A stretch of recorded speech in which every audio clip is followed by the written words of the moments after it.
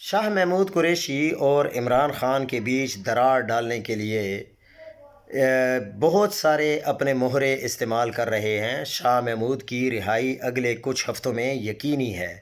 رہائی کے بعد انہیں متنازع بنانے کے لیے کل تحریک استحکام کے فواد چودھری اور عمران اسماعیل کو ان سے ملوایا گیا، پھر ملوانے کی تصویر بھی سامنے لائی گئی۔ سوچنے کی بات ہے کہ اگر شاہ محمود قریشی نے عمران خان کو چھوڑنا ہوتا، یا اگر شاہ محمود قریشی عمران خان کی جگہ لینے کے لیے تیار ہیں، تو پھر ان کی ملاقاتیں یوں سر عام کیوں کروائی جا رہی ہیں؟ ان ملاقاتوں کی تصویریں میڈیا کو کیوں دی جا رہی ہیں؟ اور یہ شاہ محمود قریشی کا اسٹیبلشمنٹ کے ساتھ مل کر کیسا پلان تیار ہو رہا ہے جو یوں سر عام ہو رہا ہے؟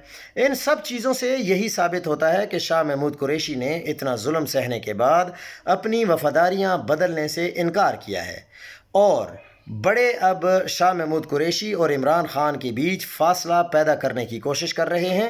یہ بڑے اب بھی 90 کی دہائی سے نہیں نکلے، اور وہیں پرانے حربے استعمال کر کے قوم کو بیوقوف بنانے کی پوری کوشش کر رہے ہیں۔